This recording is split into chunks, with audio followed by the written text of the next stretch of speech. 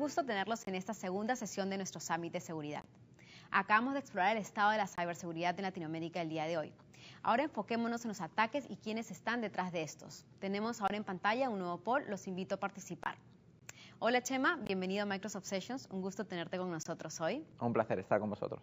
Chema Alonso es el Global Chief Data Officer para Telefónica y es quien lidera Big Data, Publicidad y la cuarta plataforma en Telefónica. Parte del trabajo de definir la cuarta plataforma consiste en liderar el equipo del banco de datos personales y ser el jefe interno a cargo de patrocinar los esfuerzos del laboratorio de transparencia de datos. También Chema es responsable por la ciberseguridad y la protección de datos, creando la nueva unidad global de seguridad en conjunto con la Information Security Global Business en negocios B2B and B2C y ElevenPath. Para empezar nuestra sesión, ¿nos puedes comentar quién es el cibercriminal moderno y cómo ha evolucionado este personaje? Bueno, hoy en día podemos encontrarnos al ciberatacante en cualquier lugar de nuestro entorno, ¿no? Desde un empleado de dentro de la compañía que se puede volver malicioso hasta profesionales altamente cualificados y con mucho conocimiento que van a buscarle las cosquillas, que van a buscar los límites a los sistemas de seguridad de las empresas. Una de las cosas fundamentales que a mí me gusta transmitir a todos los responsables de seguridad es que el atacante moderno tiene mucho tiempo, no es ni mucho menos una persona que vaya a aprovechar un momento puntual, sino que está buscando a lo largo de tiempo encontrar el camino, la puerta para entrar, ya sea desde dentro o encontrando el momento en el que se encuentre el fallo, o desde fuera un grupo muy profesionalizado de ciberatacantes, de personas con mucha cualificación y con mucho tiempo que están analizando sistemáticamente y cuidadosamente toda la seguridad de las empresas para decidir cuál es el momento apropiado para explotar una determinada vulnerabilidad que hayan sido capaces de detectar. Así que lo más importante que tenemos que tener presente es que nos estamos enfrentando a alguien que tiene la ventaja del tiempo a su favor, que tiene la ventaja de la oportunidad a su favor porque no sabemos desde dónde nos va a venir el ataque y que por supuesto son altamente cualificados, es decir, que no estamos hablando de un atacante no cualificado o que sea un script kiddie sin nivel técnico adecuado para hacer daño a la compañía, ¿no? Ok, interesante. Y con respecto a mitos de los cibercriminales, ¿nos puedes contar un poquito más qué es lo que tú has visto en tu experiencia acerca de estos mitos? Bueno, de todo, ¿no? Y muchos de ellos alimentados por las películas de Hollywood, ¿no? Donde vemos que es una persona con alto conocimiento pero con dificultades sociales, etcétera. Bueno, hoy en día los cibercriminales son grupos multidisciplinares de personas muy preparadas en el ámbito de los negocios, muy preparados en el ámbito tecnológico, con conocimiento de descubrir vulnerabilidades de zero day o de día cero que tienen alto valor en el mercado y que no están al alcance de cualquiera y que se alejan mucho de me van a atacar porque tenga un fallo o porque tenga algo que le guste, ¿no? Son gente muy preparada que está eligiendo de manera muy efectiva cuáles son los objetivos a realizar y saben lo que quieren, ¿no? Nos hemos encontrado pues ataques a organizaciones que se han producido a lo largo de meses, que han estado durante mucho tiempo analizando el objetivo, aprendiendo cuál es el sistema informático que utilizan dentro, cuáles son las aplicaciones de negocio, quiénes son los roles importantes dentro de la compañía para decidir el momento exacto y cuál es el ataque que van a hacer, ¿no? Hablábamos de estos grupos y yo recuerdo el caso de la RSA Conference, una de las conferencias más importantes del mundo de seguridad, donde un grupo de hacktivistas o de cibercriminales que decidieron atacar a la RSA Conference y lo que estuvieron es analizando quiénes eran las personas que estaban trabajando en cada una de las compañías que eran proveedores de servicios de la RSA Conference para al final atacar al proveedor del objetivo final, ¿no? Es decir, trazaron un plan a lo largo de 3 saltos para conseguir llegar a su objetivo final. Así que no estamos hablando de esos personajes solitarios o gente que no esté haciendo un trabajo sistemático y de ingeniería, que suelo decir yo, para atacar una compañía, ¿no? Sí, definitivamente bastante complejo. Y ahora, en cuanto a tendencias del cybersecurity, del cybercrime, ¿qué es lo que ves viniendo? Bueno, hoy en día hay una motivación económica muy grande detrás de todos los ataques y dependiendo de la organización, del tamaño que tenga la organización y del puesto que ocupe dentro de la economía de un país, va a tener diferentes tipos de atacantes. Uno de los más problemáticos que tienen todas las organizaciones es el robo de documentación. Hoy en día no están interesados en entrar y romper el sistema, están interesados en entrar, tener una puerta de acceso que les permita acceder de manera continuada a todos los documentos, ¿no? De hecho, una de las grandes preocupaciones que tenemos todas las compañías que somos infraestructuras críticas, como es el caso de nuestra empresa en Telefónica y de los clientes que nosotros tenemos, es cómo detectar que nos están robando la documentación, ¿no? El data loss detection o las tecnologías de detectar que los documentos están siendo exfiltrados de nuestra compañía es una de las grandes preocupaciones, porque si no puedes estar durante meses, incluso años, teniendo una persona dentro de la organización con acceso, bien porque era un empleado interno, bien porque lo ha conseguido de fuera y está llevándose los documentos. Hemos visto casos como en el incidente de los Panama Papers, donde el volumen de información que se han estado llevando no ha sido pequeño y no se lo han podido llevar durante un periodo de tiempo muy corto, sino que el atacante, el ciberatacante, ha tenido el tiempo suficiente para estar dentro, analizar el sistema, conocer dónde están los documentos y llevárselos de manera continuada. No entro y me los llevo y ya está, sino entro, perduro a lo largo del tiempo y me voy llevando esa información. Y desde eso, que es quizá lo más importante y preocupante para todas las grandes empresas, ya que afecta a la evolución de nuestro negocio, hasta casos mucho más pequeños y más directos en la monetización. Hemos visto en Estados Unidos, por ejemplo, los ataques que se han producido contra hospitales por medio de cibercriminales que estaban sacando partido del ransomware, ¿no? Que estaban utilizando unos sistemas de malware preparados para cifrar las aplicaciones y los datos del sistema informático con el que estaba funcionando el hospital, y lo llegan a bloquear, y al final a los centros médicos no les ha quedado más remedio en muchos casos que pagar ese secuestro que han realizado los sistemas informáticos. Así que desde la monetización directa hasta la monetización a largo plazo por medio de la información que se va generando, tenemos un abanico muy grande de posibilidades. Perfecto, gracias. Y ahora hablando un poco del cybercrimen en sí, ¿no? ¿Cómo luce un ataque cibernético desde el core, de adentro?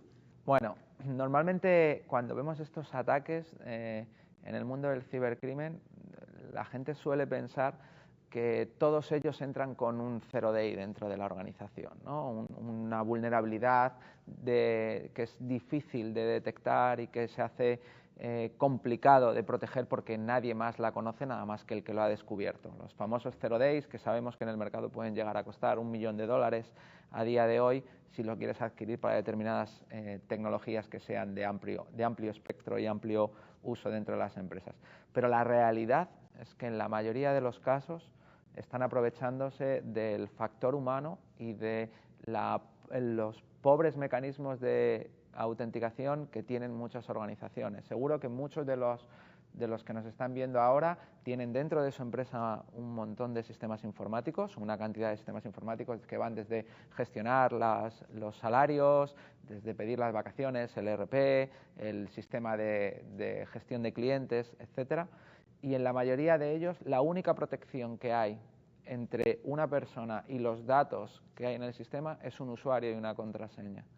Y a día de hoy, los sencillos ataques de spear phishing, simplemente un correo electrónico especialmente preparado, no para todos los empleados de una organización, especialmente preparado para un empleado concreto de la organización, en el que el atacante ha trabajado el perfil, sabe cuál es el puesto que tiene dentro de la compañía, sabe cuáles son los proveedores, ha analizado sus relaciones sociales a través de Internet, etcétera, y conoce cuál es la comunicación por medio de correo electrónico que para su víctima sería normal, y vemos que un ataque dirigido de spear phishing es suficiente para robar una identidad interna, y una vez que tienes acceso a la identidad interna pasamos a la siguiente fase, ¿no? Que es, ya tenemos una cuenta, ya tenemos acceso a un sistema, y a partir de aquí vamos a empezar a pivotar dentro de la compañía y a descubrir cómo funcionan por dentro. Esto lo hemos visto en la mayoría de los casos, en casi todos los grandes incidentes de seguridad que hemos tenido el año pasado. El spear phishing ha sido la piedra angular para conseguir el acceso, y es una de las lacras que tenemos en la seguridad de las grandes organizaciones todavía, donde debido a que contamos con muchos sistemas legacy antiguos, solamente usuarios y contraseñas es lo que protege los datos de los atacantes, ¿no? De los ciberatacantes. A partir de ese momento, una vez que ya has conseguido esa identidad, lo que están haciendo es moverse dentro de la red y empezar a establecer sus puertas traseras, ¿no? Sus puntos de conexión a máquinas seleccionadas dentro de la organización, a las cuales están conectándose para llevarse los datos. Y la media que estamos tardando en detectar esas puertas traseras y que una identidad ha sido robada dentro de nuestra organización y está siendo utilizada para atacarnos es de 6 meses, que es una barbaridad de tiempo a día de hoy. Sí. Wow, increíble. Sí, y bueno, pasando aquí, solamente quiero hacer una mención ahora, antes de nuestra próxima pregunta, Chema. Los invito a que respondan el poll que tenemos en pantalla ahora. De rato en rato en la sesión vamos a estar poniendo estas encuestas. Ahora, mientras que el público responde el poll, vamos con la siguiente pregunta.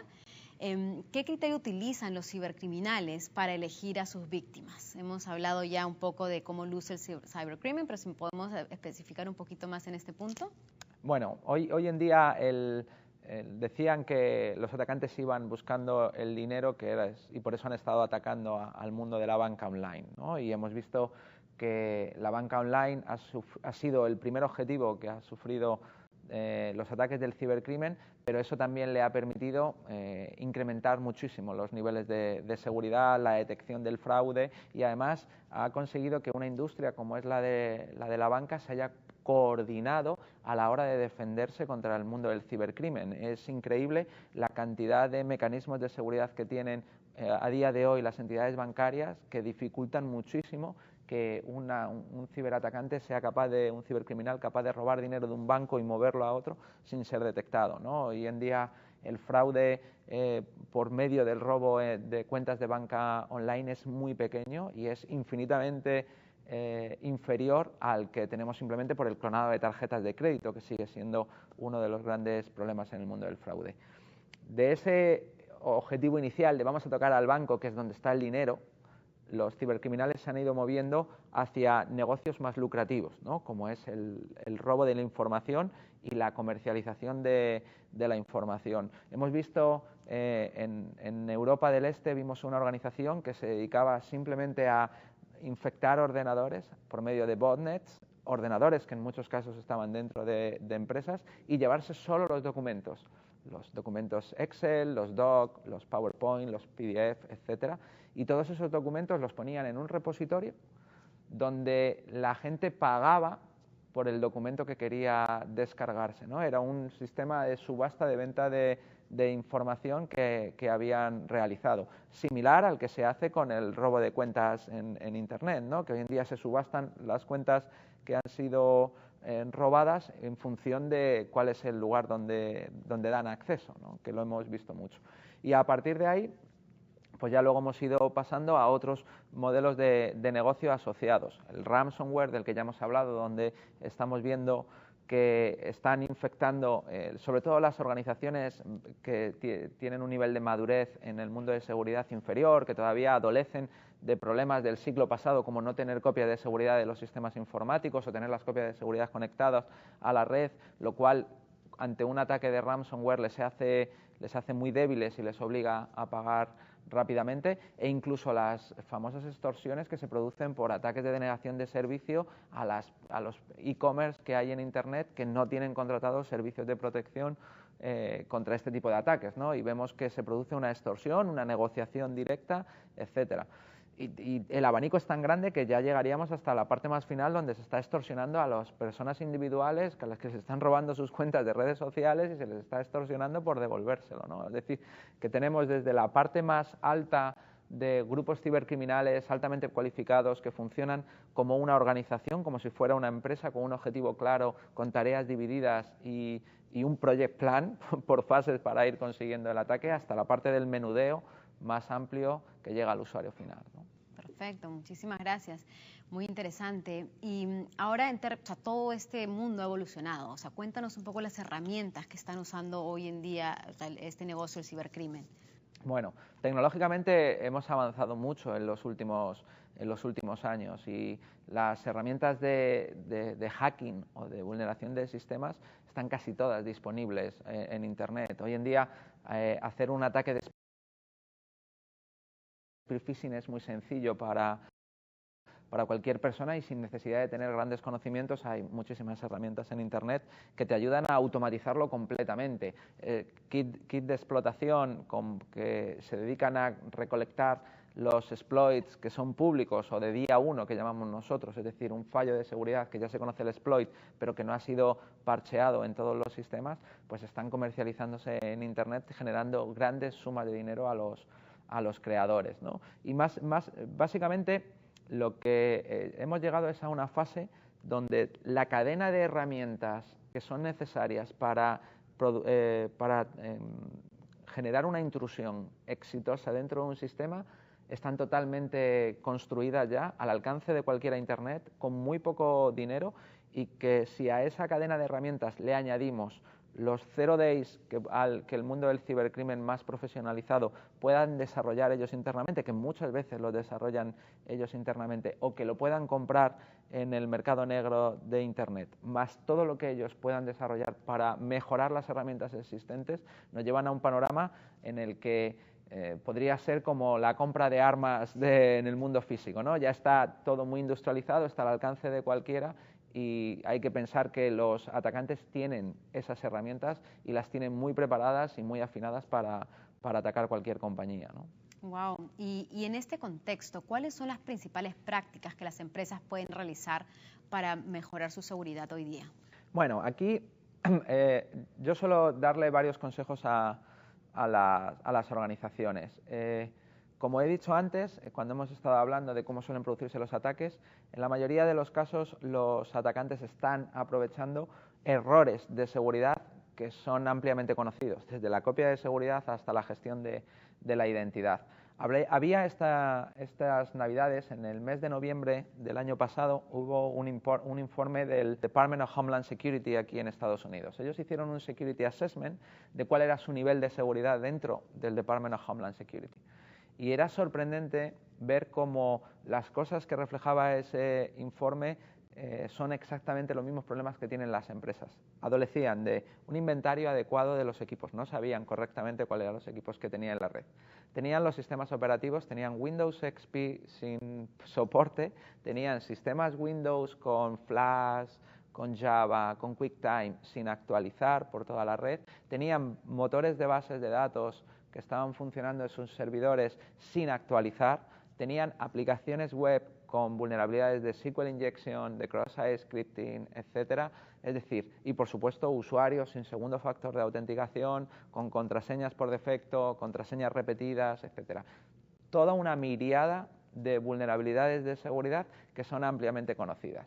Cuando vamos al mercado de los fabricantes de seguridad, estamos encontrándonos que lo que están ofertándose son sistemas anti-APTs, estamos que si machine learning en cloud para detectar el comportamiento anómalo dentro de los equipos de tu red, para detectar el comportamiento anómalo de las acciones que realiza un usuario dentro de sus equipos, etcétera. Y todo eso está muy bien, pero yo les suelo decir a los responsables de seguridad que lo más importante es fix the basics, arreglar lo inicial. No puedes avanzar en tu plan director de seguridad y decir que te estás preocupando de las técnicas más avanzadas, analizando los callbacks, etcétera, cuando todavía tienes la gestión de la identidad o las actualizaciones de software o la copia de seguridad, que son proyectos básicos de seguridad, sin arreglar. Eso como punto 1. Como segundo punto, nosotros medimos el nivel de madurez de seguridad de las empresas en función de dónde están invirtiendo más.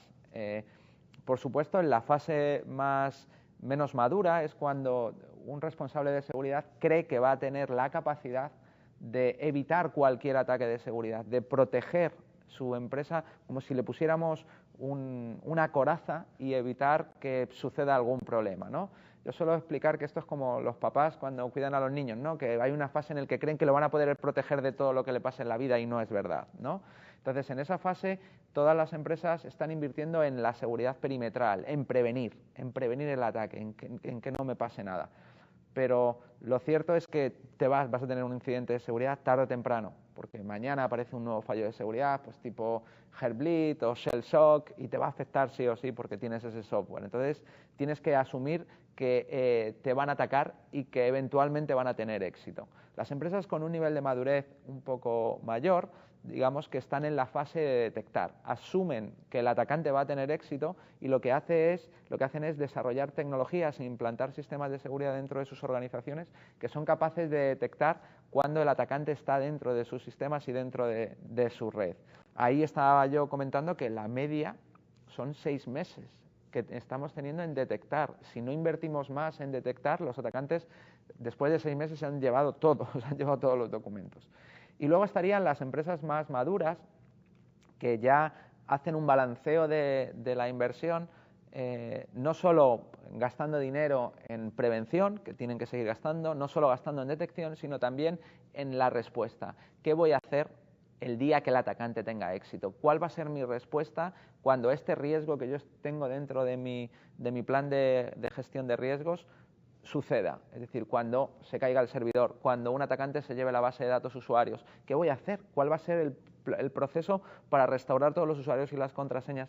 ¿Qué voy a hacer cuando un atacante se lleve todos los documentos de mi organización o cuando aparezca un fallo de seguridad en una de las aplicaciones móviles que yo estoy desplegando? Entonces, yo le diría a las organizaciones que lo que tienen que hacer es, primero, fix the basics, y segundo, empezar a avanzar en ese camino de madurez para, según vayas avanzando, mover las inversiones de la prevención a la detección y a la respuesta. Muchísimas gracias. El Internet de las cosas es una gran tendencia en la actualidad. ¿Cómo va a impactar esto en la conversación en materia de ciberseguridad? Bueno, es una pregunta interesante y además que me gustaría que la audiencia se la tomara en serio porque estamos hablando de algo que todavía desconocemos cuál va a ser el alcance real que va a tener esto, ¿no? Estamos hablando de que a día de hoy, dentro de las organizaciones, sin que pasen por los equipos de IT, se están conectando un montón de dispositivos que ellos no se están dando cuenta, que están entrando dentro de sus redes y que son de poco coste, con lo cual no tienen mantenimientos avanzados, que tienen software que muchas veces se desconoce de su procedencia y que aparece de la forma más inesperada, ¿no? Tradicionalmente hemos hablado en el mundo de IT, del shadow IT, ¿no? Que es pues todas esas tecnologías que traen los propios empleados, que a veces están dentro de la compañía y a veces están fuera porque son servicios en la cloud, que el equipo de IT o el equipo de seguridad no controla, ¿no? Empezamos con el Bring Your Own Device y esto se ha ido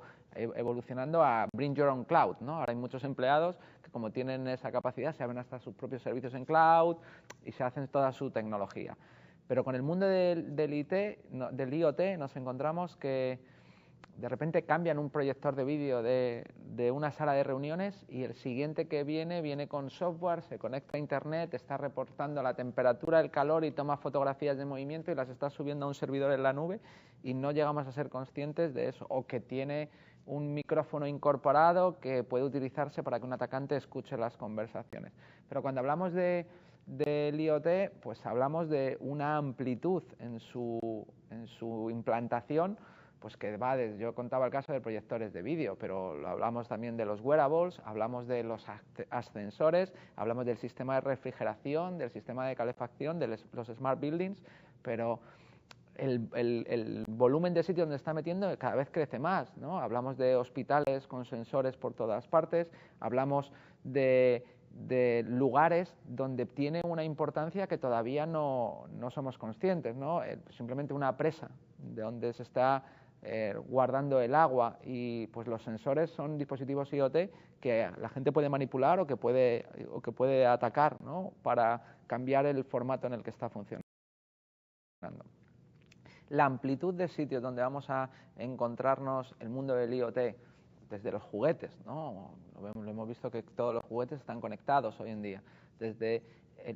La amplitud es tan grande y el impacto del sitio donde puede estar es tan importante porque los tenemos en aviones, los tenemos en coches, los tenemos en sistemas de control industrial, los tenemos en centros médicos, etcétera, que si no hacemos las cosas bien y cometemos los errores del pasado que hemos cometido en el mundo IT, vamos a tener problemas que todavía desconocemos, ¿no? Y igual que hablamos del Shadow IT, en las empresas hablamos del Shadow IoT, ¿no? De cómo se está metiendo todos esos dispositivos sin que la gente, los administradores se estén dando cuenta, y nosotros hemos hecho proyectos de descubrimiento de dispositivos IoT dentro de las compañías y los resultados son asombrosos, ¿no? Desde cámaras fotográficas que están conectando a la Wi-Fi o, bueno, por supuesto, reproductores de música, juguetes, relojes, de todo dentro de las organizaciones, y todos tienen software y algunos de ellos con sus usuarios, sus contraseñas, con sus vulnerabilidades, etcétera, ¿no? Wow, increíble e impresionante este mundo. Ahora, con respecto a, movámonos un poco a las tendencias que estamos viendo en constante explotación. ¿Puedes profundizar un poco en este tema? Bueno, en el mundo de la explotación de vulnerabilidades en los sistemas hay una investigación constante, ¿no? Muchas que provienen de los grandes investigadores, ¿no? Los hackers, que están pues, publicando sus investigaciones continuamente. Nosotros hemos estado investigando mucho en las técnicas de hacking, las técnicas de explotación de sistemas. De hecho, yo hice mi doctorado, lo hice en técnicas de explotación de sistemas, y para nosotros consistía en, vamos a investigar, descubrimos una nueva vulnerabilidad, una nueva técnica de hacking y la publicamos. A día de hoy, el número de conferencias de hackers, de investigadores que hay por todo el mundo es altísimo. O sea, se ha multiplicado por 30 o por 40 el número de conferencias que tenemos hoy en día con investigaciones del mundo de técnicas de explotación a las que había, por ejemplo, hace 10 años. Pero dentro del mundo académico y dentro del mundo de estudio, ya las técnicas de explotación son una disciplina más. Muchas de esas técnicas de explotación aparecen publicadas diariamente. Yo siempre recuerdo la anécdota de hace 20 años, cuando yo empecé en seguridad, que un hacker muy famoso en España escribió una newsletter de seguridad que se llamaba Una al Día. Y para él era un reto sacar una noticia de seguridad diaria. Y hoy, pues no, hoy serían cientos al día. Cuando nosotros empezamos a ver estas técnicas de explotación, nos dimos cuenta de que auditar un sistema un sistema informático de una compañía, como lo estábamos haciendo tradicionalmente, vamos a auditarlo cada 6 meses o cada año o al principio, no tiene ningún sentido, porque lo auditas, pones un equipo de penetration testers a hacer la auditoría de seguridad y según te entrega el informe ya está, se acabó, está obsoleto, ¿no? Hay que hacer otro. Y pensamos que la manera en la que hay que auditar los sistemas y las tecnologías es pentesting persistente. De hecho, yo hace 4 años puse a todo mi equipo de pentesters a desarrollar una tecnología que le llamamos FAS, que es de pentesting persistente, y utilizando la cloud, la potencia que tenemos hoy en los servicios de cloud, nosotros lo tenemos en 2 cloud, en la de Telefónica y en la de Azure. Pues desde ahí lo que tenemos es una plataforma que está 365 días al año, 24/7, probando las nuevas técnicas de explotación. Y lo que tenemos a la gente es buscando cuáles son las nuevas técnicas de explotación que se van publicando diariamente. Simplemente conseguir el ritmo de lo que es público, una empresa tiene trabajo más que suficiente como para estar todo el año preocupándose de la seguridad, porque cada día hay una nueva técnica que sirve para explotar sistemas.